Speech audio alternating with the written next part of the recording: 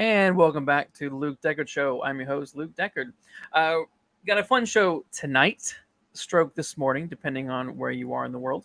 I have Matthew Kadish with me from the Salty Nerd podcast. He's also an author of the Earthman Jack series and Lawman, Rook, and Behringer. And also the writer and director of a short film called Sleepyhead.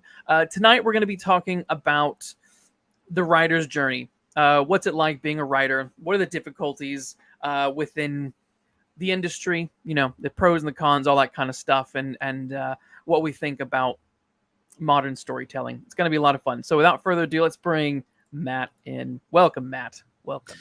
Thanks for having me here, Luke. Wow, Sleepyhead. That's a title I haven't heard in a long time. Usually people reference The Outside Man, which I made with Jeremy Renner, but Sleepyhead's good too. So. Oh my, that's true. Sorry. Yes, that was the other one here. It's a long day. I'm going to use the kid as an excuse.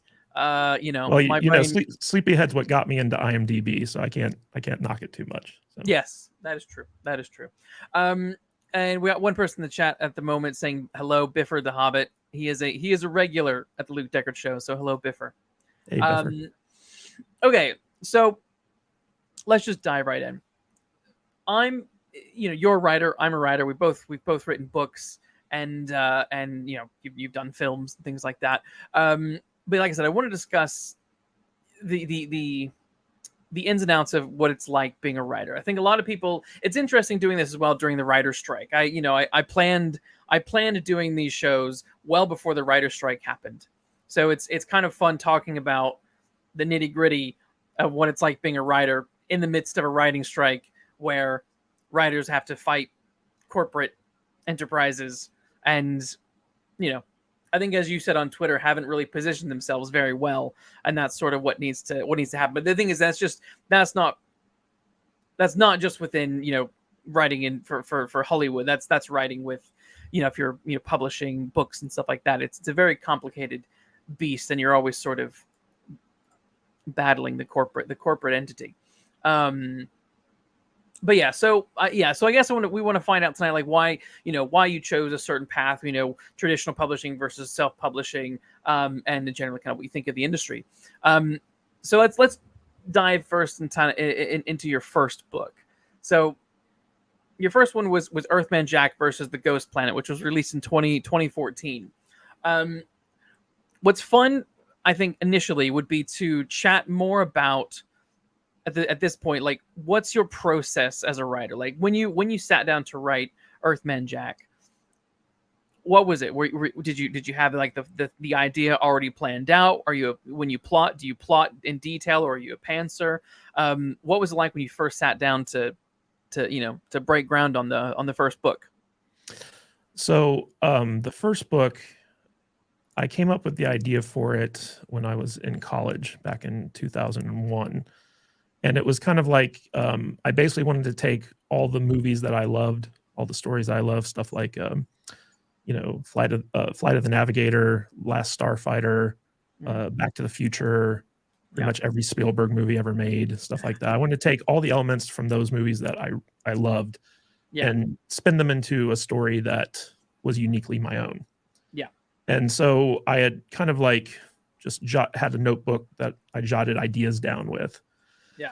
And at the time, I was really focused on being a screenwriter, a director, producer, and auteur, if you will. So like I basically got into writing as a way to direct stuff, if that makes any sense, because I wanted to be a film director. And the only way I could find stories that I felt were any good were to make them myself. Yeah. Which I guess is a little bit of an egocentric thing, but when you read as many scripts as I was reading at the time, you realize that there aren't a lot of good writers out there, which we can actually talk about if you want to get into some of the WGA stuff. Yes. So for a long time, like I moved to Hollywood after college. I got into the LA Film School's feature development program, which was just starting up at the time, where they basically take a feature-length script and put it through the development process and try to get it funding to be made into like an actual movie. And I was a finalist in the Nichols Fellowship Screenwriting Contest at the time, which is kind of like like one of the big screenplay like contests out there in Hollywood. Basically, if you win that, your chances of getting your script made into a movie are like 99%.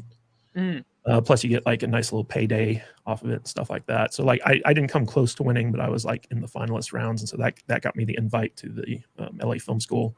Nice.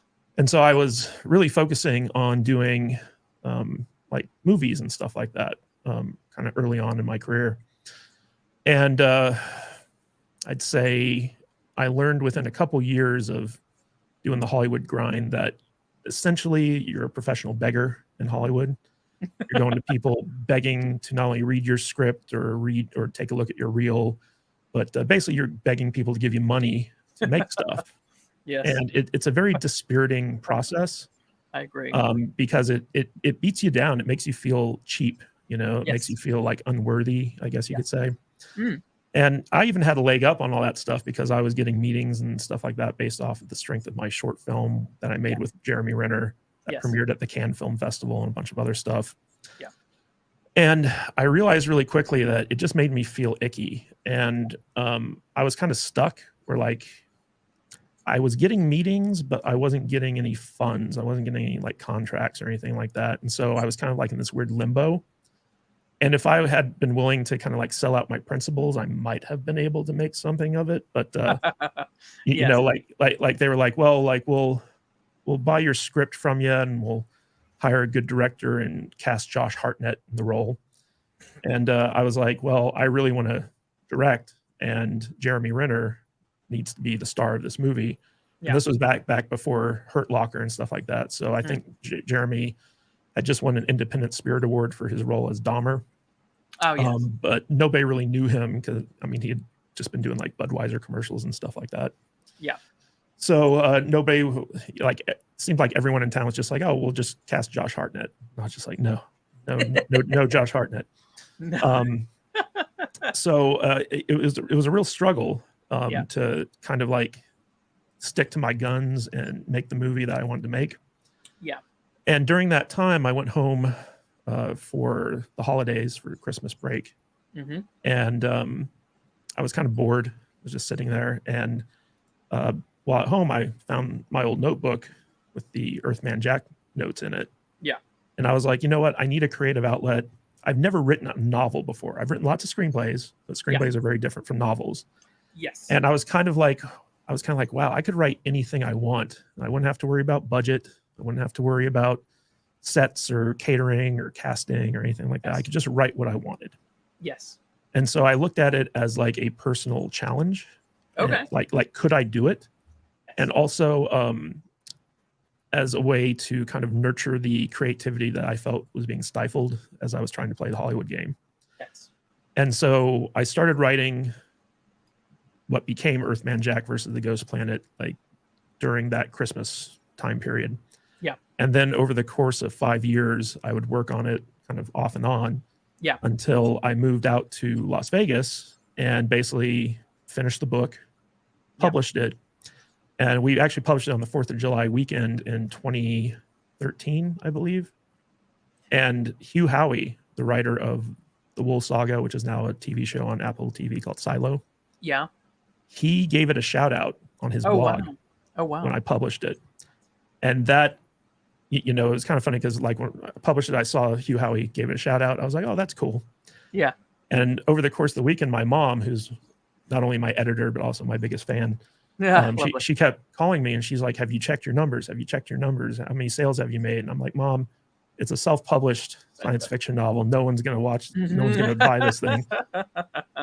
And so after about July 6th or 7th, something like that. Yeah.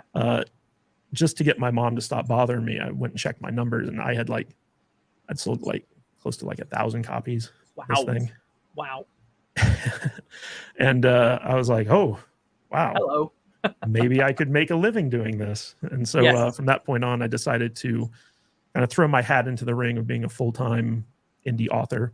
Yep. And from that point on, I just started writing more books, and I've got about 5 or 6 of them under my belt right now, trying to get more done, but life has thrown a couple curveballs. So, there's other stuff going on right now, but that's pretty much how I got into the novel writing game. Awesome. I like that. In the chat, Nadia says Kadish is a rock star. Is that your mom? I'm joking. No, Nadia is actually another podcaster here in Vegas that we have met up with, and her and her husband are probably going to use our studio for their podcast in a bit. So. Oh, that's awesome. That's awesome. You're having a nice Monster energy drink. Yeah.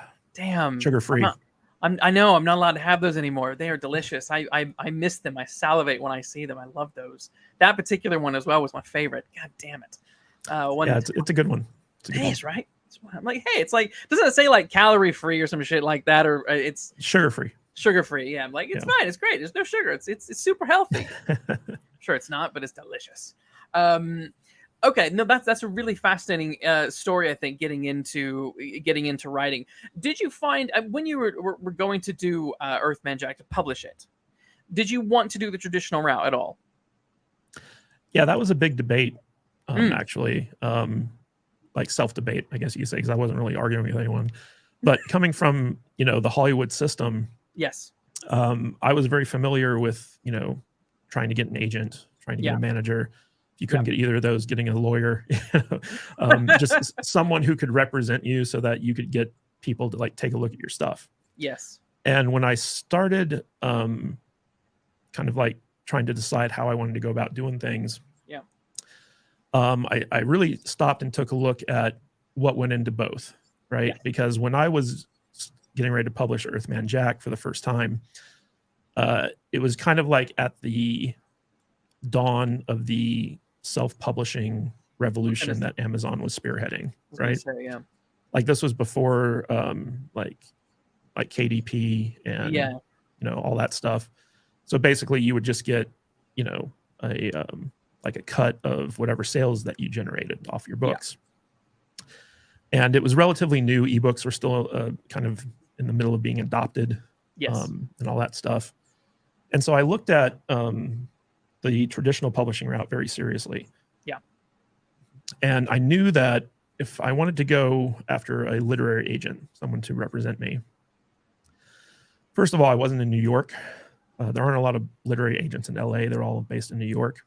And I should say most are based in New York. The good ones anyway, the ones that can actually get you into Barnes and Noble and stuff. Yeah.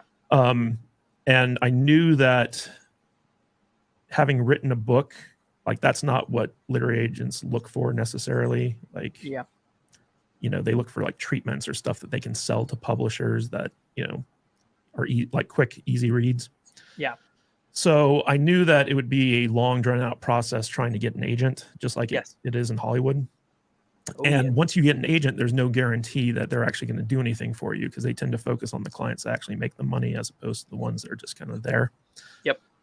So I knew that even if I got an agent, I'd probably be having to do a lot of the submission work and a lot of the legwork trying to get a publisher to take a look at my stuff. Yeah. And most publishers don't like looking at finished books. Oddly enough. This is something I learned. Is that true? Is that because I'm in the UK, so my knowledge of agenting and publishing in the US is more limited. I'm quite knowledgeable about what's happening here, but that's fascinating. So they're more interested in works in progress rather than here's a fully fledged novel. I think they're more interested in pitches as opposed to like works in progress. Interesting. So like the way that the traditional kind of like submission route usually goes is you'll write up a couple page pitch for an idea for a book. Yep. And this way the publisher doesn't have to sit down and read an actual book to get an idea of what the book is about. Yeah. And basically if they like it, they'll option it and they'll pay in advance for you to go down and write the book and deliver the book by a certain date. Right. And then they'll do the editing process and they'll, fix what needs to be fixed or replace what needs to be replaced, and then they'll publish the book. Yeah. And with the traditional like publishing route, basically, you, as an author, you get paid in advance. And if you're an unknown author, that advance is usually like around like $5,000, something like that. Yeah. And then your book has to earn back that advance before you start seeing royalties. And your royalties will tend to be like 15 to 20% every book sale, but that's sale to the bookstores, because the way it works is the publishers sell at a discount to the bookstores.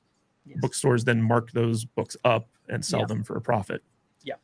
Unless you're doing consignment, in which case you're giving them the book for free. And if your books don't sell, they just ship you the books back and you're out all that money. So like I was looking at the traditional route and I was like, the odds of my book getting into bookstores through the traditional route are not very good. It's going to take a long time, right? If any, Yeah. And so I looked at the self-publishing route. Yeah. And I've always been very kind of like anti-union, anti-collectivist, very rugged individualism. That's kind of my thing. Yes. And you're a hard-boiled guy. Yeah. Well, I'm a bootstrapper. And basically I took a look at the indie world, and it used to be that, going the self-publishing route was kind of like a vanity press is what they called it. And it was basically like, oh, you couldn't play with the big boys, so you're just publishing it yourself. Yes. But Amazon kind of changed the game in the sense that if you wanted to do vanity press previously, you would have to pay money to do like a print run, an initial print run of your books, right?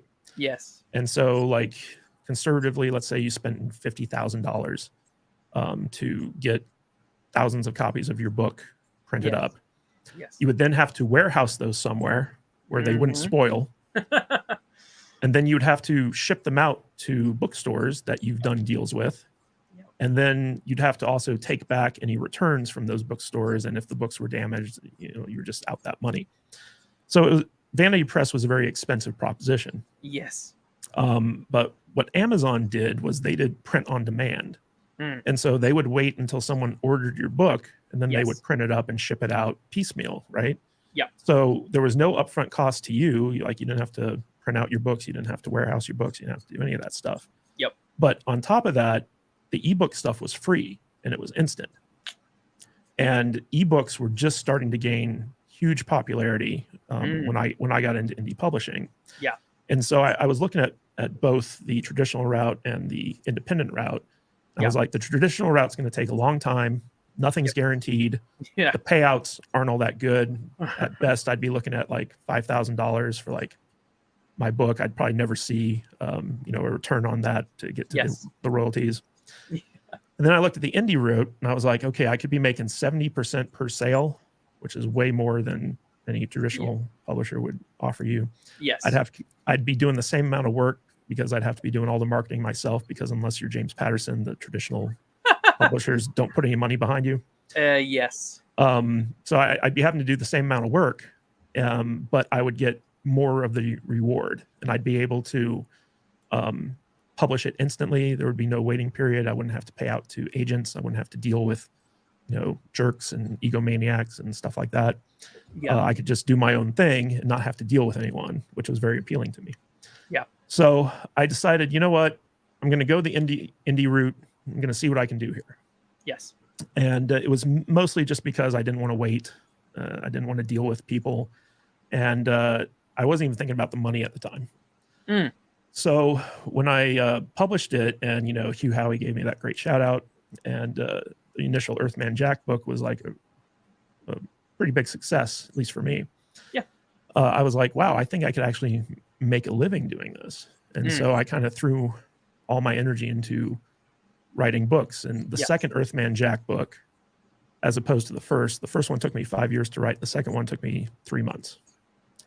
So I was very kind of like dedicated to it. In 2014, I went on like a book tour, self-funded book tour across the country, and was able to, get the word out about my novels, set up like a fan base. It's kind of funny because my podcast co-host, we were at the Las Vegas Star Trek convention one year. Yeah. And all these people kept coming up to me asking for my autograph. And they're like, Kadish, are you famous or something? I'm like, these are my book fans. I spent years reaching out to people cultivating this. And they just looked at me and they're like, man, we don't know you at all. I love that. Oh, that's good. Just a couple of quick in the chat. Nadia says, goat fuel over Monster Energy. I don't know what goat fuel is, but it sounds fucking disgusting. It does. Yeah. And Farnsworth is happy that you're here. And hello, yes, Farnsworth. Mr. Farnsworth. He's on a lot of our Salty Nerd live streams. Wonderful. Hello, Farnsworth. Welcome. And Biffer the Hobbit says, my plan is to hit it big on YouTube and sell my books to my audience. Well, you know what? That's why I'm here. That's why I'm here too. Trade secret: YouTubers don't like to read. I know. It's unless it's a comic book, in which case it's just looking at more pictures. Exactly. Yeah. No. I know that. I know full well that this is not going to be the audience to sell books to. Nani says, I just put the first Earthman Jack book in my Amazon cart. Well, you're going to enjoy. I like the opening of it quite a bit. It was. Are you a fan of Douglas Adams at all? Yes. Okay, because I really felt, I don't know if this was intentional or not. But no, Hitchhiker's Guide was a big influence. Yes, on the narration of the book. Yes, and I love that. And it was, what was nice to me is like I could feel the influence, but it didn't feel like you were trying to pastiche Douglas Adams. It just had that nice sort of, this is a familiar kind of voice, but also not his. You know what I mean? I like the way you sort of balanced it. And yeah, I thoroughly I haven't read the whole book, but I've thoroughly enjoyed what I've read so far. And you've got tremendous success. It's looking at the Amazon reviews, how many books you've got out. Doing the indie route is really, really not easy. In the slides, especially back in 2013, 2014, when you were doing this. So I think to get that success you've had is quite an achievement.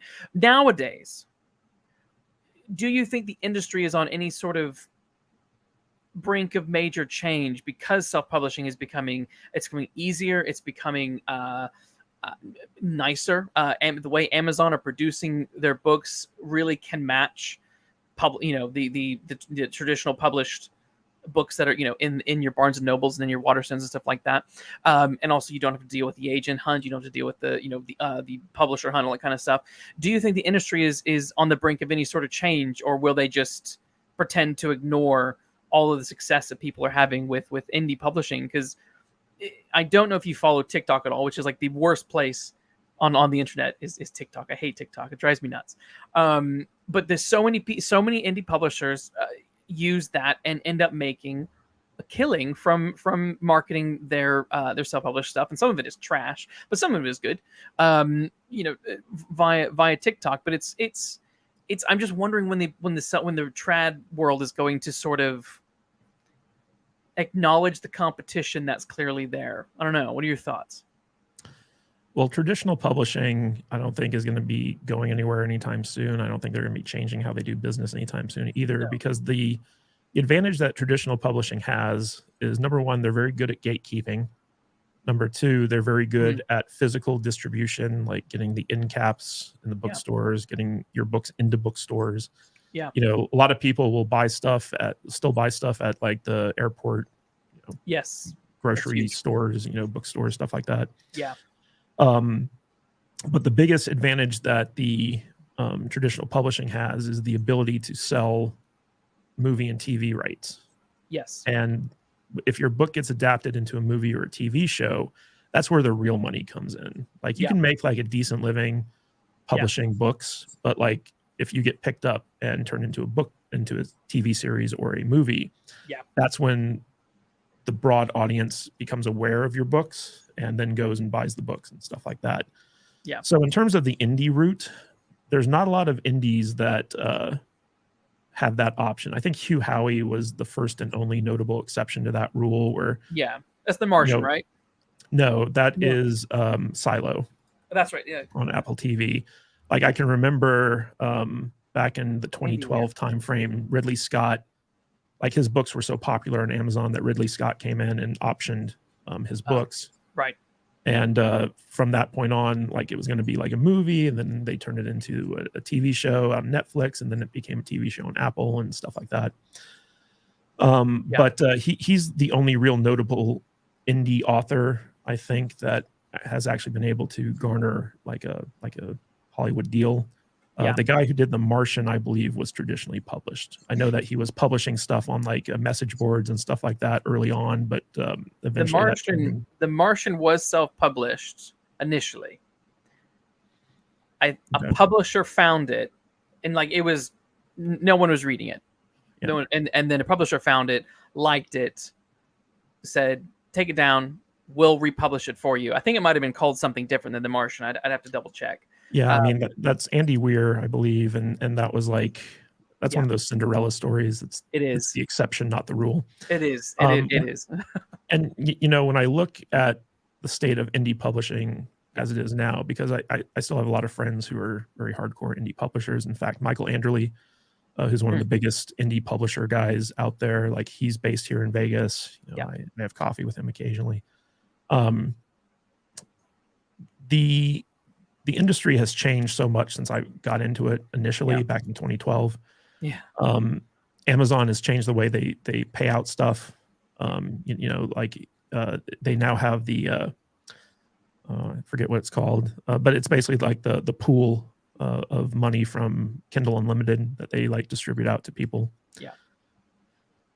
So it used to be like, you'd sink or swim based off of your book sales, and that included ebook sales. But now it's just like if people rent your book, you get paid based off the number of pages that are read and stuff like that. And there's still a lot of kind of fraud going on in the Kindle Unlimited stuff. Yep. Where unscrupulous publishers will do tricks to kind of game the system and make it seem like more pages were read than were actually read. And that's basically steals money from honest publishers who are just relying on people to read their books. Yeah. And there's also other stuff that bigger indie publishers are able to do that the average kind of self-published author isn't, in terms of hiring ghostwriters to pump out more material and stuff like that. Yeah. But the biggest issue is that there's way more competition now than there used to be. Oh yeah. The signal to noise ratio in the indie publishing world is just way too big. Yeah. And most of it's focused on Amazon because of Amazon's exclusivity clauses.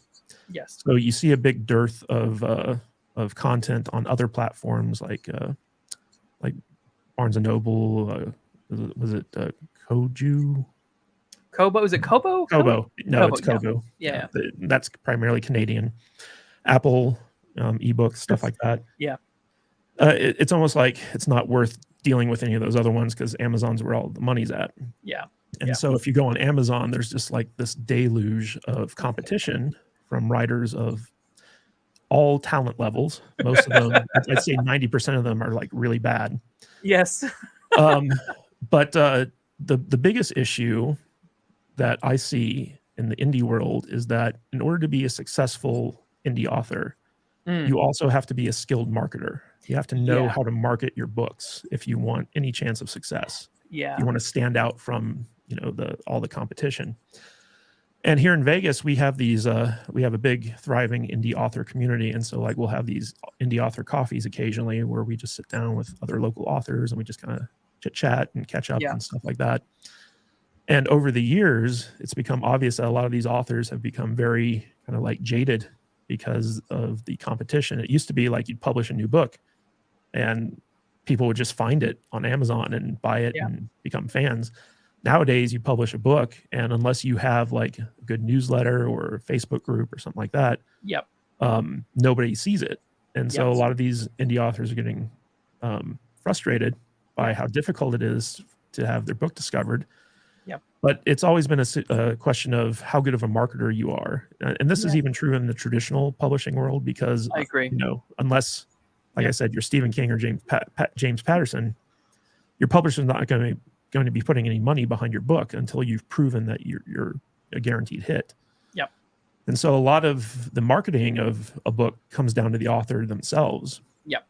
And, I have a background in marketing. I ran a online marketing business in LA for about a decade. And so when I was doing my novels, I knew how to market them. I knew how to build an email list. I knew how to do Facebook ads. I knew how to do a bunch of stuff. Yeah. And that helped kind of propel, my books into an area where I was able to live off the money I was making off of them. Yeah. And most authors don't know how to do that. They just want to be writing their next book. Yeah.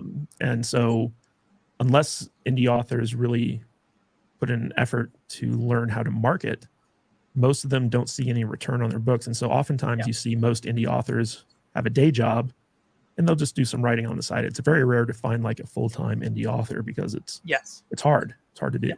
Yes. I mean, to be fair, in this day and age, it's hard to find a full-time writer, full stop. I mean, at least here, the traditionally published authors that I know, a huge number of them cannot do it full time. They're juggling their full time work and then pushing that. But given the fact that they're traditionally published, there is a sliver of marketing that they get, but not a lot. I mean, that's the thing. Is like I do have a lot of friends here that even though they're traditionally published, like you said, if you're not the Stephen King, they're really not going to put anything behind you. Yeah, it's a really fickle road. But in your opinion, what's the best avenue or avenues to market your book successfully? Social media. There's actually two avenues. So I would say paid advertising and then social media advertising. Okay. The difference between those two is that with paid advertising, you're buying ads, Yeah. taking money out of your own pocket to try and drive sales Yes. to your books. Yes. And then social media, it's more like content marketing. It's about building relationships, building communities, Yeah. nurturing those communities, and making it so that you have like a internal system with which to sell your books whenever you publish a new one. Yeah. And the bad part about paid marketing is that it costs money. The bad part about social media marketing is that it takes a lot of time. Right. And most people don't know how to do social media marketing, so they get frustrated really quickly. Yes. And a lot of people who do the paid marketing don't understand the nuances that goes behind buying media. Yeah. And so they feel like they waste money doing it. Right. And between those two things, you get a lot of people who give it a shot and then they kind of just drop out and they're just like, this isn't for me. Yeah. But the ones who stick with it and turn it into a job, take it seriously, those are usually the ones that succeed. Right. But there's so many authors out there that just don't want to deal with it because they either don't want to learn a new skill, it's not where their interests lie, or they don't see the benefit in it or something like that. They just want to be writing. Yes. But I always tell people, it's like the thing that separates the writers from the professionals is the ability to market their product and make money off of it. One of my marketing mentors used to tell me, writing doesn't make you money. Selling what you write makes you money. Yeah. And so the only way you can sell what you write is if you know how to market it to the people who are willing to buy it off of you. Yeah. I absolutely agree with that. It's tricky. It's tricky because like you said, there are a lot of people who don't want to put the time and effort in, or also don't really know how, which which keeps them, keeps certain people stuck. I got a friend right now he's just nearing the end of his first self-published journeys. He's about to release one of his books, so it's been fascinating chatting with him about all the different things that he's had to do, and just the prep before you can release something is intense. I don't think people realize that to be a successful indie author, you really have to treat it as a small business. You are a small business person, and all that implies. And a lot of people, I don't think they get that. Do you know what the number one marketing tool for every indie author is? No, I don't. Tell me. It's your book cover. I should have known that. So many independent authors, they either create really like amateurish looking covers that nobody wants to check out, or they're not willing to pay someone to make them a professional looking cover. Like if you're able to get a cover for your book that is visually striking, engaging, and looks like a traditionally published cover, like you're way ahead of the game. Like Amazon tries to make it easy. They have this tool. It's like the cover creator tool or like whatever, but it's really bad. It's really generic. And I used to design book covers for my indie author friends because I'm pretty skilled in Photoshop and stuff like that. And I was always just amazed at how little care a lot of these people would normally put into their book covers. Like I just had a client who he sent me a stock image of an iceberg, and he wanted that as the cover of his book. I was like, well, what do you want me to do with the iceberg? And he's like, nothing. You can just use the picture of the iceberg. And he showed me the pictures that his publisher had, or the covers his publisher had done for his previous books. And it was just like a stock image with like papyrus font, on the cover. And I went back to him. I was like, I think we could do a little bit better. So I got on Midjourney and I generated some really striking images. And then I photoshopped them together and did like the big Babus new font and stuff like that. And Yes. I sent it to him. I was like, what do you think of this? And he was like, oh my God, it's so much better than what my publisher was giving me. Yep. And so like when you put care and effort into your cover, Yes. you make your book stand out. It's like the best marketing tool that most indie authors have. And so many of them just squander it. Yeah, I agree. We could do a whole episode of making fun of bad book covers because I mean, is it that because it's care and attention is one thing. Is it also that the umbrella is care and attention, right? But I'm also thinking like for some people, do they look at it thinking they've given it care and attention, but they just don't have the eye? Yeah, I mean, like there's a certain amount of kind of like tradecraft that Yeah. goes into learning about your small business. If you're an indie author, publishing is your business, right?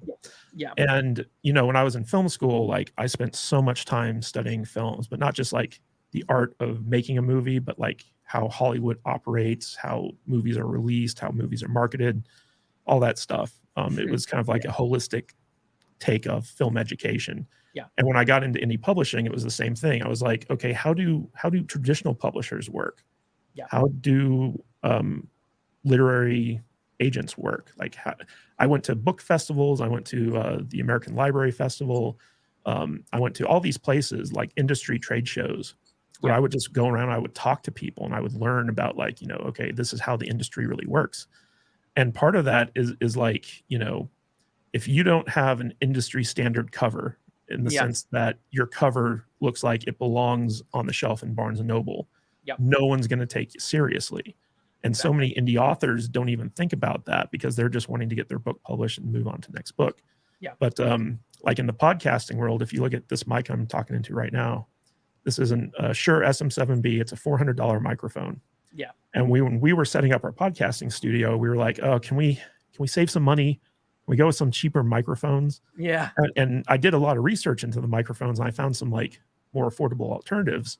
Yeah. But at the end of the day, I was like, you know what? Like this is the industry standard. When people watch a podcast, they notice these mics. When people come into podcast, they want the industry standard, best top of the line mic. Yep. And so your book cover also has to be industry standard. It can't look like a cheap Photoshop or a cheap Fiverr version of a cover. Like you need to put time, effort, and if you can't design it yourself, you need to pay the money to get someone who can to do it for you. Absolutely. So I think that's one of the most important things any indie author could take away is like pay a lot of attention to your cover. Absolutely. Nadia says Christian McGrath is one of her favorite book cover artists. And Phil Dragish in the chat just got here for the whole book cover. Got to be good. Talk is fascinating. Phil actually designed a number of my book covers, and they were very good. They were very good and successful, which I'm nice. Happy with. So let's kind of pivot out of kind of the marketing stuff of publishing and talk more about what's important for story. And I think from that would be kind of fun to kind of then pivot into modern storytelling. And, I think maybe fun to talk about the difficulties with the writer's strike that you mentioned earlier. So when you're sitting down to write your story, for you, what is the most important thing? Are you thinking theme, character arc? What for you is the key thing to a successful story? So the first thing that I think about is who I'm writing the book for. Yeah. Like knowing who your audience is. Yep. Is the most important first step in writing, in my opinion. Yeah. This is also kind of stems from the marketing world where like you have your target audience for your product, right? Yeah. Because if there's not an audience for your product, no one's going to buy it and no one's going to read it.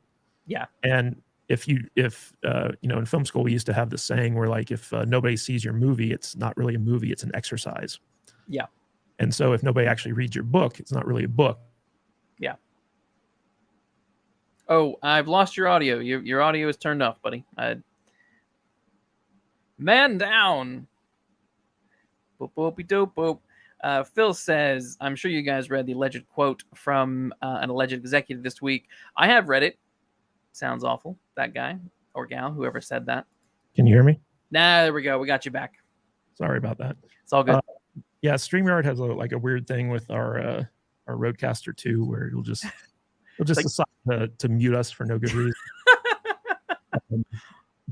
So in marketing, you have to know who your audience is in order to sell your product. And in writing, you have to write for an audience if you want to make money. Like if you're just doing it because you have a passion for it, that's one thing. But if you're looking to do it as a job or as a career or whatever, you have to make sure that there are people there who are going to read your book before you start writing it. Yes. You look at the genres that you're passionate about and that have like a big audience for them, like military sci-fi or science fiction fantasy or romance or like what have you. Yeah. So once you know who you're writing for, there's two styles of writing. What's called pantsing, which is basically you just start writing and you just kind of make it up as you go. Yep. And then there's plotters, who basically sit down, they outline everything from beginning to end.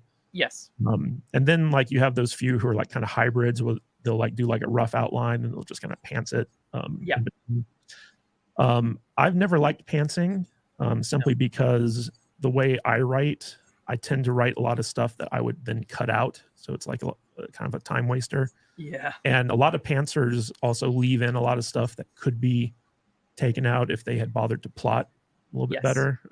They go in like different directions and kind of meander. Not all of them do that, but a lot of them do. Yeah. So I'm a plotter. I like to sit down and outline. Like when I was going through film school, I took a lot of writing classes and seminars and stuff like that, and read every screenwriting book I could find. And so like I'm very well versed in story structure. Yeah. And so I have like these story templates that like I sit down with and I start doing like the big plot points of the story I want to tell. And then I'll go in and I'll create like minor plot points in between those major ones on like how to get there. And I like doing it that way because I know where I'm going. And I don't like to write linearly. Like I don't start at the beginning and write all the way till the end. Yeah. Depending on like how I get inspired, I'll be like, oh, this would be really good in the third act. I know this has to happen in the third act, so I'm just going to write this scene today. Right. And then the next day I'll jump to the first act, and I'll just jump around writing different scenes as the inspiration hits me. And then I'll like piece them all together and stuff like that. Yeah. But the biggest thing I found, whether you're a pantser or a plotter or what have you, is that the most important thing is just to get something on the page. Yeah. It doesn't matter if it's good or not. You just need to get it down. And a lot of authors kind of get hung up on this stuff where it's like they're trying to make it perfect right off the bat. Yes. Whereas, in my opinion, it's better to have it be bad and have it on the page, because the real writing is in the rewriting, right? When you go back through and you start rereading your stuff and seeing the problems and then figuring out how to fix them. Yes. Because I'm perfectly willing to have a crappy first draft, and then I'm like, okay, this is the worst it's ever going to be.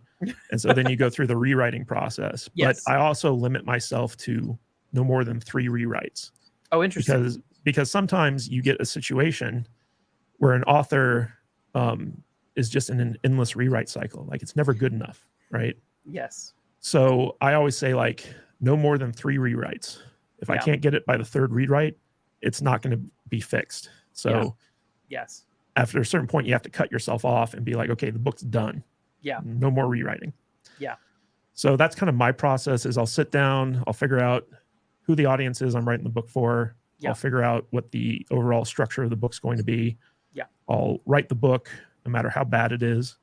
And then I'll go through a round of at least 3 rewrites, and then the book will be done and ready to be published. Wonderful. I love that. Yeah, I remember when I'm still in the middle. I'm not in the middle of. I'm nearing the end of finishing my PhD in creative writing. So I've written a historical crime book, sort of looking kind of a Raymond Chandler like thing. And yeah, I had that problem where I was stuck in a.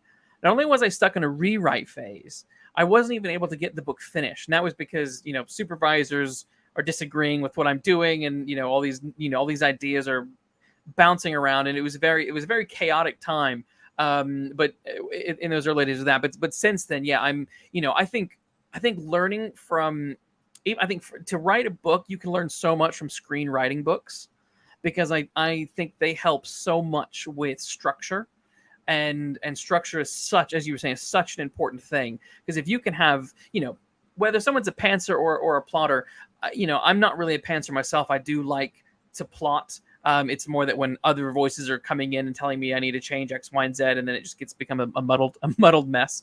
But when you can just sit down and plot your stuff out and have an idea where you're going, I think that makes the process much easier. And I just say writing is rewriting. A bad first draft is better than no draft. But yeah, I mean the final product of my recent book, you might as well say that halfway through I gave up and just started writing a whole new book because it just wasn't working. It just wasn't working. Real quick, I'm sorry to do this. I have to run out for like a minute. Yep, I'll be fine. right back though. So hopefully everyone in the chat stick around. I'm not leaving. I'll be coming back fine. in a second. I will keep everyone entertained. Hello everybody. How are you doing? What are you talking about? What's the chat saying? I'll go back to Phil. Phil, you said, I'm sure you guys read the Ledger quote from the Ledger executive this week. Yeah, the whole quote about making writers, keeping the strike going as long as it takes to make them lose their houses and their apartments and so that's cold. That's business, but that is cold. Farnsworth says, dude, Luke, my kid thinks you're Blippy. Who's Blippy? Who's Blippy? I'm gonna Google this. Blippi. Let's see. Blippy. Nope. I mean, I don't know who this is. I've never seen this, but hey, that's cool. I'll take it. Right on. What is Blippy? And this is clearly a kids show, but yeah, maybe one of these days I'll become a kids television show presenter. Phil says, so after the third, it's just going to get better. Interesting. Well, we could talk more about that, but I won't waste time going back over that. But it's yeah, the more rewrites you do, the better. To be fair, I know people who will say from beginning to end, you'll probably rewrite your book, upwards of 8 to 10 times. That can happen. So having a hard third rewrite end there is fascinating because it mentally that must put you in a position of thinking, okay, this has got to be good. And serviceable from the structural side, from the outline side, so that by the time you get to that third rewrite, you're satisfied. But I mean, I've given up on many a projects because you kind of have an idea early on that it's not great. Phil says screenplays do tend to be very. We got Matt back. Here we go. Yeah, right. Sorry about that. I feel like it's very unprofessional just to step out in the middle of the live stream, but it's all good. I don't mind. It's absolutely fine. Yeah, I was just reading through some of these chaps. Apparently, I look like Blippy. I don't know. You do kind of have a Blippy-ish look going on. There we go. I guess I'm like Blippy. There we go. So, okay, kind of moving on from the story structure stuff that you're doing. Maybe pivoting into a brief discussion on modern storytelling. So, real quick, there was one more thing I wanted to add before we move on. Definitely. So do you do any beta reading for your books? Okay. So for anyone out there who doesn't know about this, so beta reading is where you have a group of people whose opinions you respect. Hopefully they have like kind of diverse taste and stuff, but you let them read your book before you publish it. Yeah. And the way I do beta reading is I will give people questionnaires as opposed to just asking them, what do you think? Because what I learned is that if you just ask someone, so what'd you think? Is there anything you didn't like? Anything you change? They get very general. Like they're just like, oh no, it was okay. Like I didn't like the bad guy or like whatever. But like I'll send them a list of questions attached to the beta version of the book. And I'll ask them very specific things like, what did you think of this scene in the book? How did it make you feel? And I'll do like 40 to 60 questions on this questionnaire. Nice. And so when I get feedback from my beta readers, it's very targeted stuff, and it helps me to see commonalities where I can change things, because oftentimes you get stuff where like people will be like, oh, I didn't like this character. Well, you weren't supposed to like that character, right? They're the bad about the character that you didn't like or something like that. And then they'll make it very clear why they didn't like the character, and you'll see if there's actually a problem there or not. Yes. But I heard Bill Hader, the actor and writer of Barry on HBO. He had a very interesting kind of take, which is definitely been my experience, where he will talk about like beta readers or people who give you feedback. And he always says that don't listen to how they would fix something, listen to where the problem is. So he's always like, you know, people will tell you what they didn't like about something. Yeah. So look at how many people are telling you what they didn't like, and if there's a commonality of what they didn't like, that's something to focus on fixing. Yeah. But never listen to what people would tell you about how they would fix something. Yes. Because they're either worse writers than you, or they don't understand the story that you're going for, like whatever the case may be. Yeah. So he's like, look at what people are telling you is wrong as opposed to what they're telling you to fix it, and then just fix it yourself. Yes. And that's always been my philosophy on rewriting, is like, whenever people give me feedback on stuff, I don't sit there and argue with them or try to educate them on what I was going for, like whatever. I just listen to their feedback. And this is something I had to learn in film school. Yeah. Because most people in film school, like when you screen like your movie or like whatever, people tend to get very defensive when they start getting feedback. Like I've almost seen fights break out because of like the feedback people were getting. Yep. And my philosophy has always been like, well, how am I going to improve if I don't listen to what other people have to say? Because again, it comes back to knowing your audience. And so I always shut up and I just allow people to tell me what they think about my work. And I'll sit there and I'll take notes, and I don't always agree with it, but I always make notes of it. And then I'll sit back and I'll look at, okay, what are some of the commonalities here, as opposed to the outliers where it's just someone's individual taste? What are the patterns I'm seeing in terms of the feedback? And then that kind of shows me what I need to be working on in the rewriting phase. Yeah. And so it's very important to spot those commonalities, but not necessarily take people's advice on how to fix them. Yes. Figure out how to fix them yourself. Yes. Yeah, I totally agree with that. The I've that advice is perfect, very useful advice. It was once phrased to me this way: it's the note behind the note. So someone's like you were saying, this character doesn't work for me. Okay, well, they've said that, but you don't. It's what are they? It's the note behind the note. It's not exactly what they're saying, but it's what is wrong with it, and how can you fix it? So okay, there was two things that you mentioned. You know, story structure is quite important. I'm wondering, you know, there's we can kind of pivot this into talking about like modern storytelling and film and TV and stuff like that. Something I feel that is lost with both film and television is structure is becoming weaker and weaker and weaker. And I don't know if you agree with that, but do you think that story structure, you know, whether it's a TV show or a film, is becoming a little bit lazy? I think that to address the problems with modern storytelling, we have to, like, it's not just a question of like story structure. It's a question of most writers who are being hired to do this type of stuff aren't students of the craft. When I was in Hollywood, I got very clear look at like how things are done. Yeah. And you know, most people who are considered to be writers in Hollywood have never read a book about screenplay writing. They've never attended a seminar. They've never gone to school. They don't even read novels. Yeah. They are people who are friends or family members of connected people who are able to type on a word processor, and therefore they are writers. Yeah. And I think you see this a lot in this new generation of Hollywood writers who are more concerned with political activism and kind of like the message as opposed to actually telling a good universal story. Yeah. And these are people who haven't studied their craft. These are people who don't understand things like continuity, plot logic, story structure, characterization, character arcs.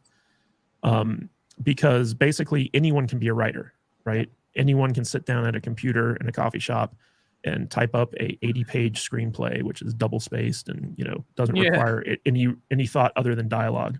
Yeah. I was recently hanging out with a good friend of mine who's a filmmaker, and he shared a script, his next script with me, where he's it's the first time he's writing with a co-author, I guess you'd say it. Yeah. And his co-author is doing the bulk of the writing on this one. And I read through his script. It's an incomplete script. It's only like 40 pages long, but I read through it and I was like, oh, this is someone who does not know anything about screenwriting. Yikes. It was very obvious. But that's typical in Hollywood, where you get hired based off of your skin color, your gender, your connections, your family relations, stuff like that, as opposed to your actual talent. And that's something that's only getting worse as time goes on with Hollywood. Like, it used to be the people who wrote the screenplays had some type of background in their craft. They were like former novelists, they were journalists, you know, they were someone who knew how to write. Yeah. They were people who studied film, who understood innately story structure, who understood the hero's journey, who understood, you know, peaks and valleys, setup and payoff, Chekhov's gun, you know, like all this stuff that writers who actually take their craft seriously bother to learn about. Yeah. And here it's almost like, you ever see that movie Multiplicity, where if you make a copy of a copy, it doesn't turn out very good? Yeah. We have a whole generation of writers who are copies of copies, who basically are writing stuff based off of the bad TV shows and movies that they grew up with, right? Without bothering to learn anything about their craft. Yeah. You know, I told my filmmaker friend about Story by Robert McKee, like the industry standard, you know, screenwriting, storytelling manual. Right there it is. Yep. And you know, I think every serious writer has a copy of that in their house, and they've actually read it, you know. And I got quotes pinned to the front of my computer here. Yeah, and you know, if you're truly serious, you actually went to one of his seminars, you know. So like, there's a lot of great stuff to learn about. In fact, if you ever watched the movie Adaptation starring Nicolas Cage, there's a scene in there where he, as Charlie Kaufman, the screenwriter, went to a Robert McKee seminar played by Brian Cox. Yep. And throughout the whole movie, there's this like voiceover. And then at that point where Robert McKee says, never use voiceover, it's a lazy storytelling tactic, the voiceover in the movie just stops, just ends, like it doesn't come back. It's really, really like meta funny. Yeah. But that's like that shows the level of talent that Kaufman had in writing that screenplay, right? Yeah. You don't get that with a lot of these newer writers in Hollywood, because like, they're more about, okay, how can I get into the writer's room and start getting a paycheck? Yeah. I remember I had a producer friend of mine tell me the story about how he was working on a very mainstream popular TV show, and it had to do with the military. And he hired, or the showrunner had to hire some diversity hires to come in there. And one of them was a Latina female who said that she had, you know, served in the special forces. And so like, she was brought on as a technical advisor. Yeah. Turns out she had been lying. Like, she had never served in the military, but she was just making stuff up based off of TV shows that she had seen and articles she had read. Yikes. And slowly but surely, everyone found out that she was basically a BS artist. Right. But they couldn't fire her, because otherwise they would look like they're firing the minority, like, diversity hire, you know? And like, that's the type of stuff that Hollywood shoots themselves in the foot with, is that they hire based off of things that aren't valuable to telling the ultimate story. Yeah. Like, you can tell, like, when people like if you watch The Wire, or if you watch Breaking Bad or Cobra Kai, you can tell that the people who write that show genuinely know what they're doing, right? They understand characters, they understand plot, they understand all the stuff that makes a good TV show. Yeah. And then you compare it to something like, I don't know, Arrow season 3, you know, or any season of Legends of Tomorrow, and you're just like, nobody on this show knows how to write compared to that. So like, I think it, you know, to get back to your point, it's not necessarily an issue about the structure that these shows are utilizing. It's an issue about the writers who are being put in charge of the show, who don't understand their craft. Yeah. Yeah. I think you can definitely feel that with various shows. There's something that come to my mind. I've done a couple of reviews of various newer Star Trek shows, Strange New Worlds in particular. And a friend of mine really encouraged me to carry on with Discovery. I gave up after season 1, and he's like, you should have let that dog lie. I should have, and I picked up in season 3 where they've jumped to the future and all that kind of crap, and the burn. Give me. I got to the end. I mean, come on, the burn and the show is STD. Yeah. I mean, I'm not, come on. Someone not very meta aware. No. But it was yeah. I mean, it was one of those things where I'm watching this show and I'm like, everything is so uneven. These characters aren't interesting. You're contradicting yourself. Yeah, Naughty in the chat mentions Rings of Power. That was unwatchable. That was absolutely. I don't understand how much money went into that versus the quality that came out. She also mentions The Witcher. The Witcher is dog shit. Me and my wife have tried to watch The Witcher a number of times, and it just falls flat for me. It goes back to knowing your audience, right? Like when you look at Rings of Power, The Witcher, Star Trek, all these legacy franchises that have a built-in fan base for them, the people in charge of making them just ignore all the stuff that fans love, like in terms of like continuity and canon and stuff like that. Like all the stuff, the changes that they made in Rings of Power, all the Tolkien fans are like, this isn't Tolkien. This isn't what he intended. This isn't from like his books. What are you doing?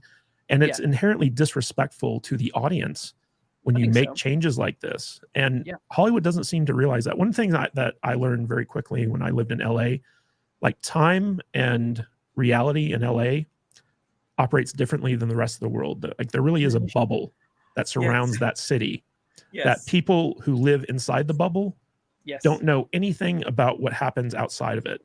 Like they're completely ignorant about how normal people in the rest of the world consume their content. It's all about what parties you go to, who you know, who you're having sex with, who's paying who, like what deals can be made. It's a very kind of insular environment there. Oh yeah. Where the people involved in it are so tone deaf to everything that goes on outside of it that I'm actually surprised anything good gets made out of that. I agree. Naughty also mentions any Star Wars show, and that's another good point. Like The Mandalorian season 3 is a masterclass in disaster. And I don't know if I can't remember if you enjoyed season 3 of The Mandalorian, but to me, like that was just the most uneven, broken 8 episodes of anything I've ever seen in my life. It was useless. Well, it's par for the course for Lucasfilm. Like under Kathleen Kennedy's regime, she has never put story first. She's never put the legacy characters first. It's always about her agenda, her politics, or like whatever it is she wants. Like I know a very prominent YouTuber who was invited to like this EA presentation for one of EA's Star Wars games. It was like him and 3 other like big like YouTube influencers, and they were going to go up on stage and be part of the presentation for this new Star Wars game. Right. And at the last minute, Kathleen Kennedy canceled their appearance. And the EA guys were like, sorry guys, like we're not going to have you as part of this presentation. And they had traveled to LA and all this stuff to do this thing. They're like, well, why are you canceling our appearances? And the guy was like, between you and me, Kathleen Kennedy doesn't want 3 white guys on stage talking about Star Wars. Ouch. Yeah. And so like that's been her thing, is like she's trying to shift the demographic of fans for Star Wars. And in doing so, she's losing the core demographic that has kept Star Wars alive for decades, pissing off the fan base more and more, and also creating very substandard product. Yeah. That was always something that was confusing to me with the sort of the general, like that feeling of a shift, because I never really felt that it needed it. I felt like Star Wars just drew in its audience, and its audience was its audience. You didn't really need to focus it one way, male or female. Its audience was its audience. It generally probably appealed more to boys than it does to girls. But I mean, like if you're a semi-competent producer, you understand audience demographics and psychographics. There's 2 different things, right? Yeah. When it comes to science fiction and fantasy, women as a demographic just tend to naturally not be interested in it, right? Like they're more interested in like romance and and comedy and stuff like that, as opposed to high fantasy, science fiction, adventure stuff. Yeah. Basically, guys like to see stuff blow up, and girls like to see people kissing each other. Like, it's just like, like Yeah. it's that basic. And under Kathleen Kennedy, she was like, we have the straight white male demographic locked up. Can we expand this to the more of the women's demographic, or the people of color's demographics, or stuff like that? And so under her watch, they've systematically been trying to bring in more of that demographic by putting more of that demographic into leading roles and things like that. Right. But it's a hard sell. Like, they might bring over like some of that demographic, but most of the demographic just doesn't care. Like my fiance, she doesn't care about Star Wars. She likes the first two, A New Hope and Empire. Yeah. But beyond that, she just doesn't care. And I think most women are kind of like that, where they're just like, I think so. Their interest is like Harry Potter or something, Yeah. Yes. Yeah. And so like, by moving away from the core demographic to try to court this new demographic, they're not getting enough of the new demographic, and they're alienating a lot of the core demographic. Yeah. There's so many people my age and older who grew up loving Star Wars. Yeah. And nowadays, like, they've just given up on Star Wars and Star Trek because they're doing the same thing. Yeah. So, it's basically a terrible situation to be in, because everything that made Star Wars special is stuff that the current regime has marginalized and overlooked, or just flat out killed, right?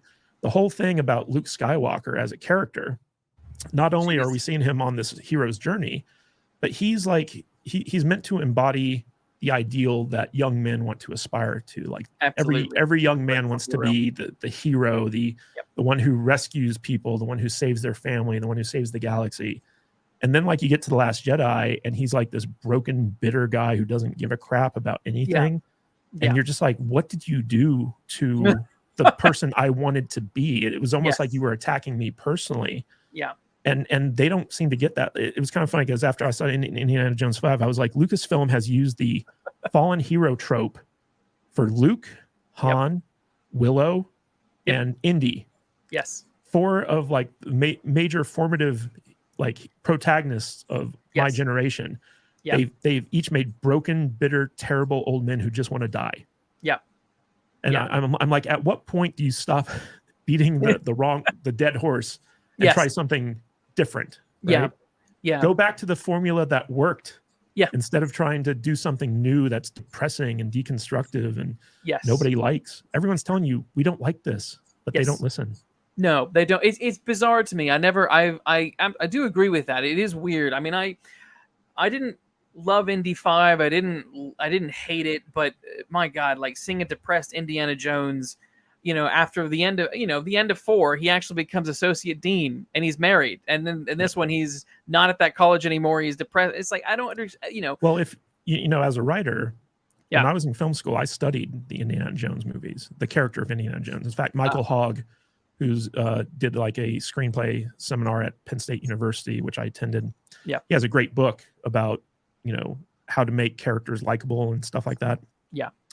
And when I went to his seminar, he focused a lot on Indiana Jones and how one of the most endearing qualities about Indy is that, like, he tries really hard to win. He may not always win, but he tries really hard. And in that sense, he never gives up, right? Yeah. He's the quintessential, like, I'm going to find a way over, around, under, or through an obstacle because I need to rescue this friend, or I need to save this village, or I need to get this artifact. And that sense of undying ability to continue forward in the face of overwhelming odds and adversity is a universal concept that everyone can attach themselves to. Everyone wants to be able to be the guy who never quits and achieve the impossible no matter what the odds. Definitely. And if you look at Indy 5, the biggest issue with that movie is in the third act, and tiny bit of a spoiler, just a warning, Indy gives up. Yep. He's like, just let me die. Yeah.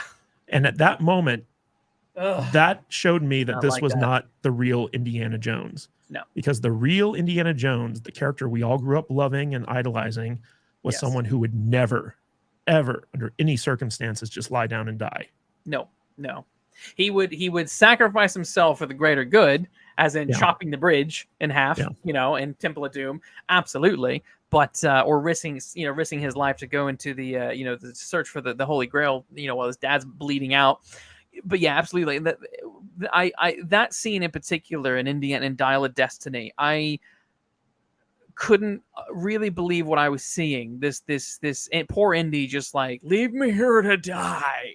Yeah. And if you look at the whole movie, it's kind of funny because like when I walked out of the theater, I was much like you, where I was like, well, it was okay, wasn't anything special.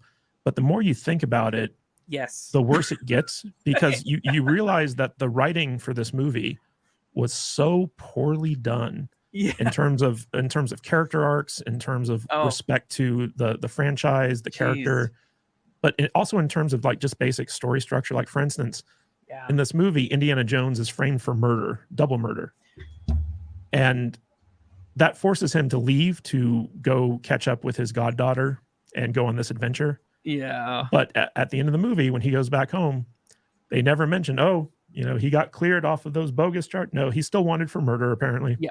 Yeah. That's a subplot that never gets resolved. Yes. That one didn't make sense to me. Another friend pointed out, because actually, if you went and if someone goes and watches and I did a show initially reacting to the film, like saw it that afternoon, went home, did a show, then a few days later did another one with a couple of mates, and you can see clearly I'm like, it was all right, but then by Monday I'm like, you know what? Let's be real, it was a really bad movie. But because someone points out with the CIA group, there's the guy on crutches. Where the fuck does he go? Wasn't he the guy who was supposed to be in charge? Yeah, like, and what was the point of Agent Disco? Like, what did she accomplish other than just get shot in a plane? Also, in Indy 4, they make it very clear that Indiana Jones was a part of the OSS, the Office of Security Services in World War II, which was the precursor to the CIA.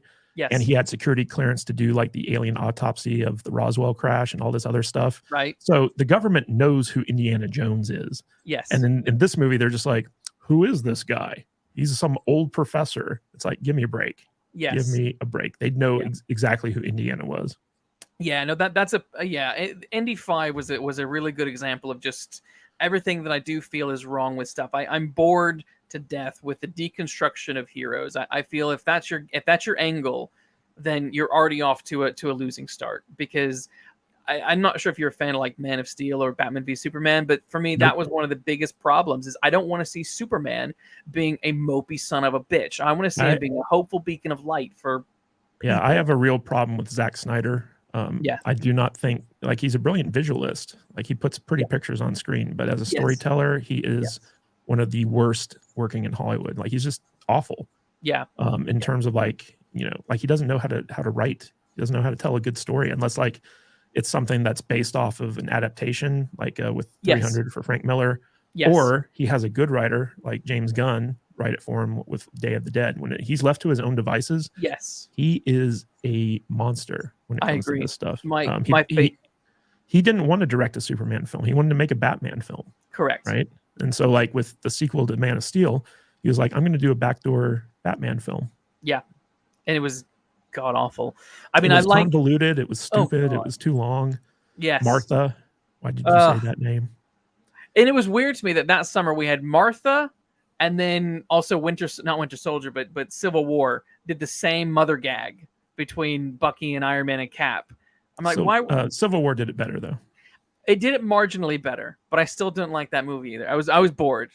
Civil War was me turning off with Marvel. I was like, I've seen all I need to see of this franchise. There's been a couple of things I've seen here and there, but like that was me mostly turning off from the MCU.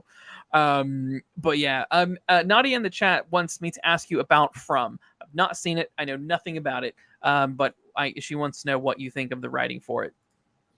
So From is a lot like the show Lost. I don't know if you ever saw Lost. Yeah. It's from the same some of the same producers. Okay. But it's got a horror aspect to it. And it's about people who are trapped in this town where every time they try to leave, they just wind up back in the town. Right. And at night, there are these monsters that come out. And if you're not inside with a protected talisman protecting your house, these monsters will basically rip you to shreds. Right. And it's a mystery box show in the sense that it's very good at setting up like a bunch of questions. Right. The difference between From and Lost is that From actually answers the questions. Okay. Or at least they answer them just enough Yep. to make you feel like you're not being strung along. Right. And so I find the writing in From to be very good. There's only 2 seasons out so far, but it's an excellent show. And I kind of wish that I hope that they keep going because it's on MGM Plus, which is owned by Amazon now. Right. And I don't know how they're doing with their original series, but From is definitely the best one that they have going right now. Right. And I hope that they get like their full 5-season order. Typically they cancel these original shows after 3 seasons. Yeah. But From is definitely a standout. I highly recommend it to people who are interested in that type of thing. It's very spooky, very offsetting, but it's also like if you like mysteries, it's got a million different mysteries for you to speculate on. So it's a good show. I really like it. That is something that would probably appeal to me. It's sometimes it's funny because, you know, I will hear a lot about shows in the States and films in the States, but sometimes because I'm in the UK, there is a weird and annoying disconnect sometimes where you just certain things that are massive over there will be non-existent here. So this is it looks like I can get it here, but I've not seen this promoted in any way, shape, or form in the UK. It's not very well marketed here in the United States either. The only reason I know about it is because I used to subscribe to Epix, which became MGM Plus. Yeah. And Epix had a lot of really good kind of like original series going on there for a while. Yeah. And this was one of them. And I watched the first season. I got hooked. The second season just premiered. I think it had been like a 2-year hiatus or something like that because of the pandemic and stuff. But it's a really good show. It's definitely worth checking out. Yeah, I think I will. Let's see. Oh yeah, Farnsworth says, "Don't forget, women love murder. They love the murder porn. And Phil says, "Star Wars true crime. The streets of Coruscant." There we go. Farnsworth says the guy on crutches was apparently killed, crushed by the bookcase. As well, whatever. Yes. I don't think he was killed. I don't think he was either, because he came out after Indy found his colleagues dead, and he was like, "What's going on here?" Yeah.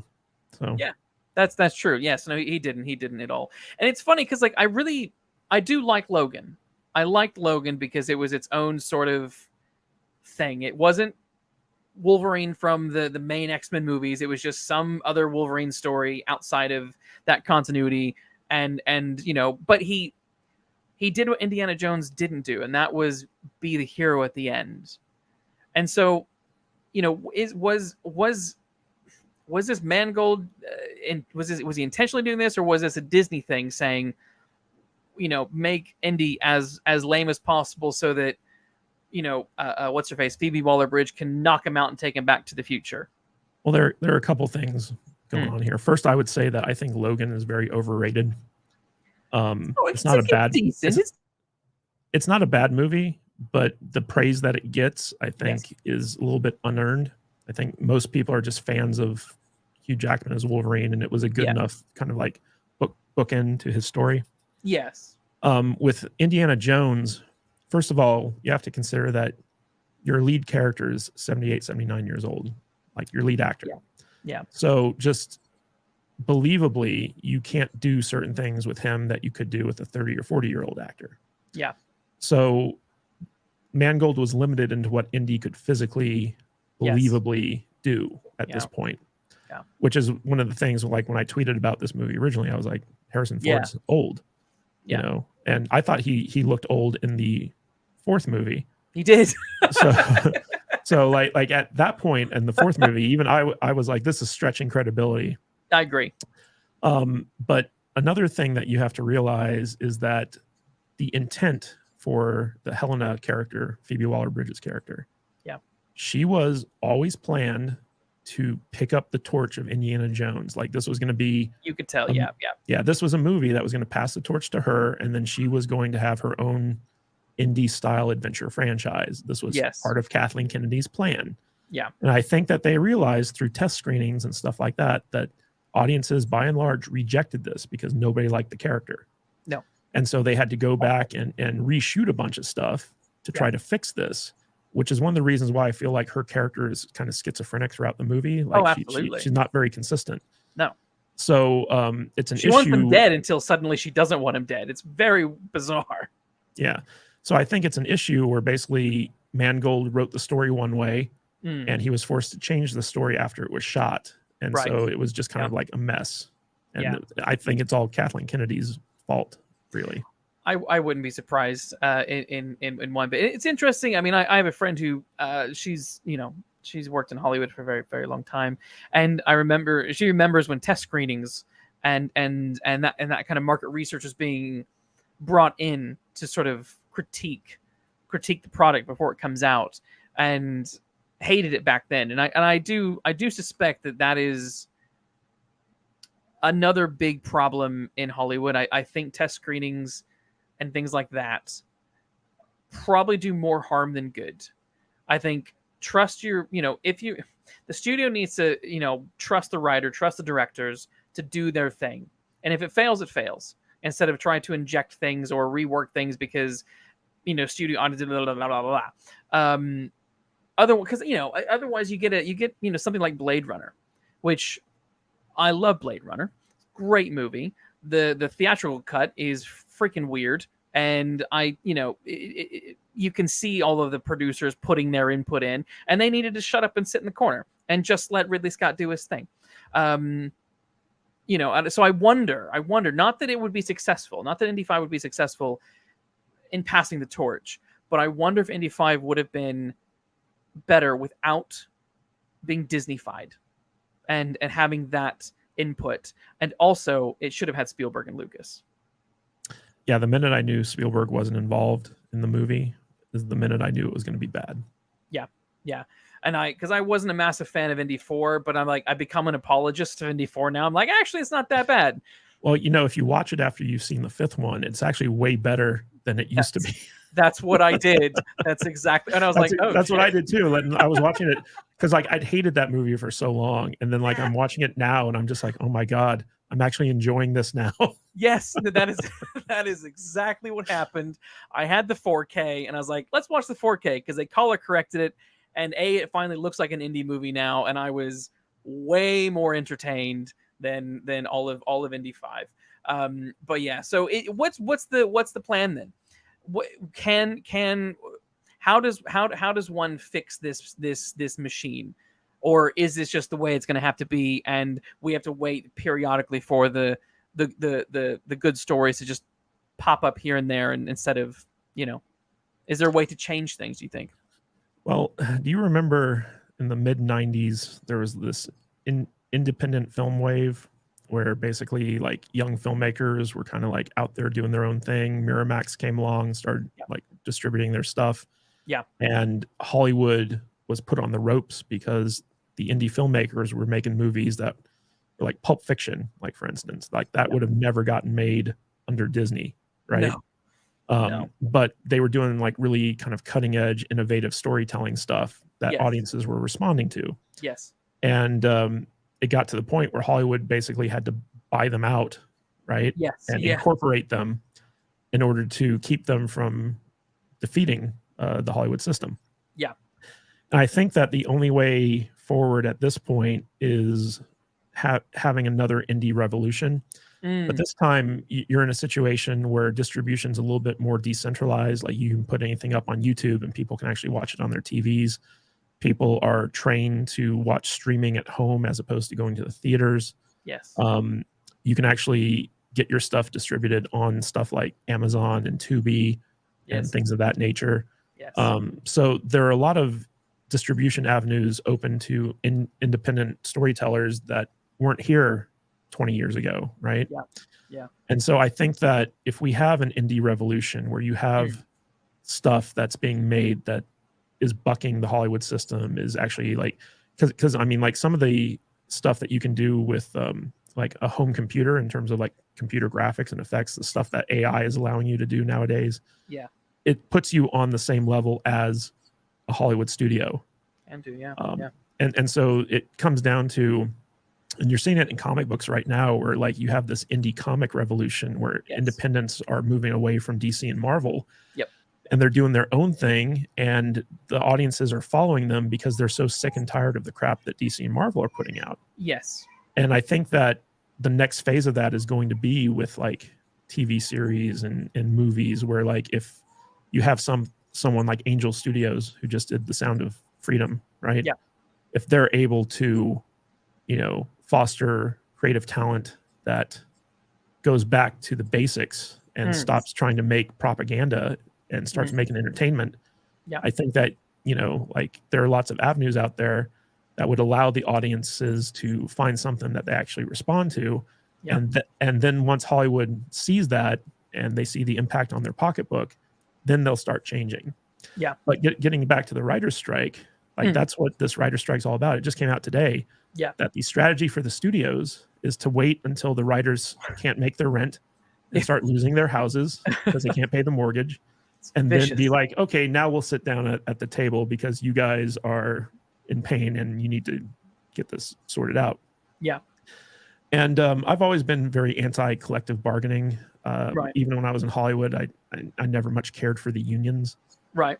Because the only real reason to be in a union is for the health benefits, right? Right. But nowadays, like, you know, if you don't pay for health insurance, you get taxed by the government, or at least here in the States. Yeah. I know over in the UK, you guys, you know, you have the socialized medicine and stuff like that. Yeah. But with the unions out here, the only real reason to pay your dues to them is to have that protection. Like they're a big gatekeeper out here in Hollywood, because like if you're not in the union, like you can't get most of the jobs that are available. Right. And so I feel like that's detrimental. So I've always been kind of like, you know, like I support creatives and I support writers and stuff like that, but I don't support the unions, and I never have.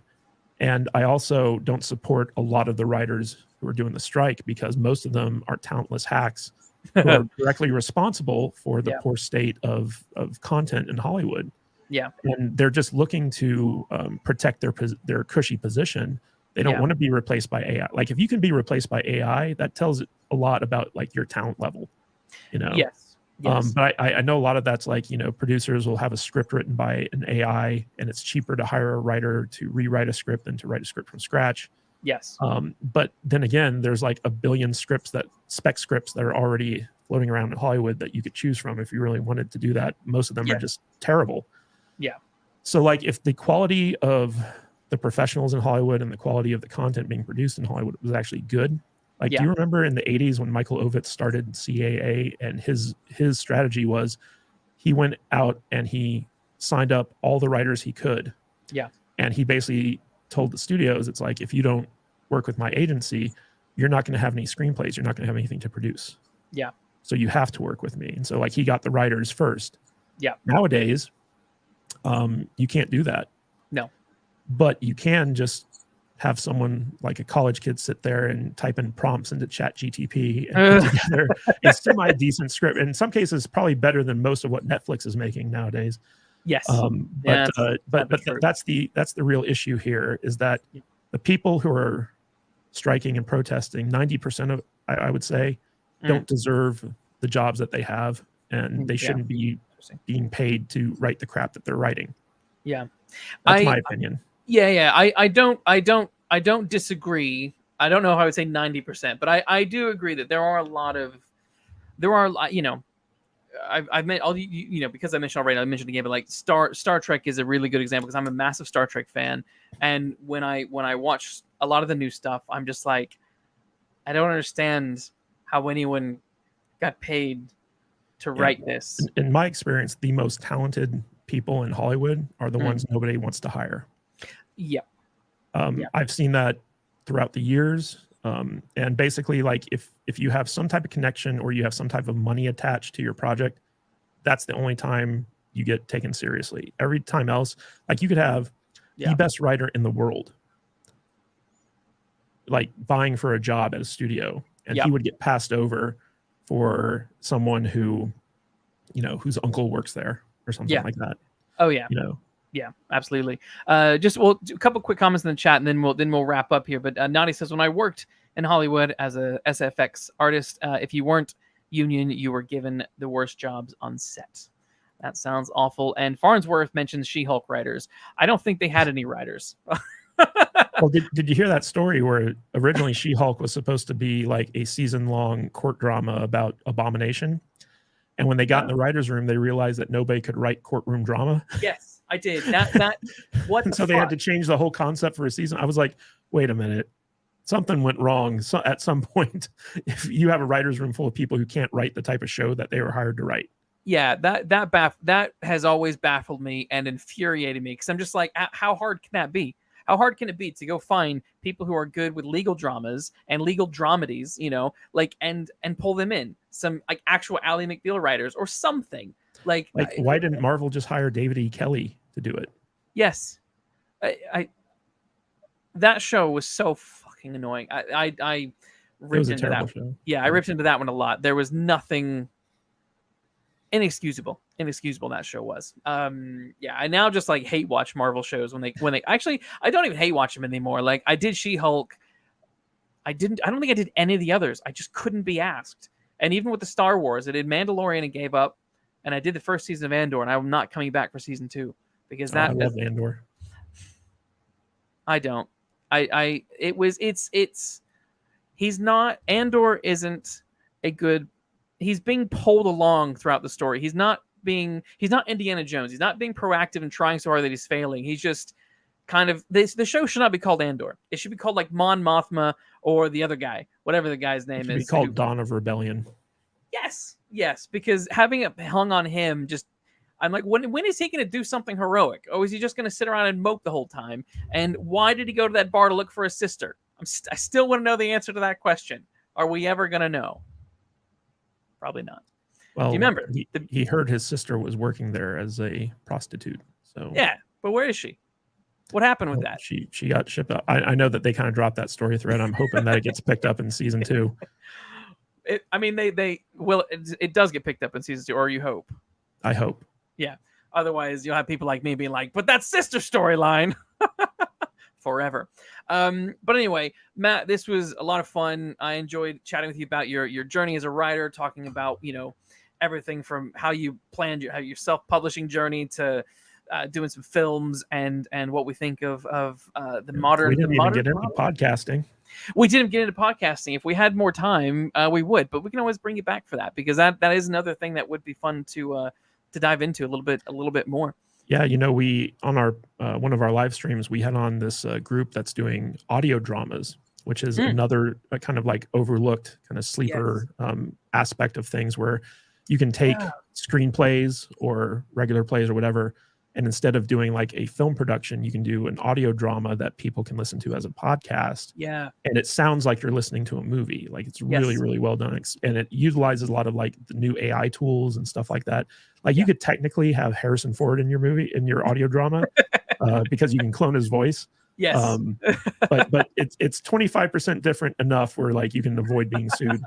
So 25%, like all of modern Star Trek.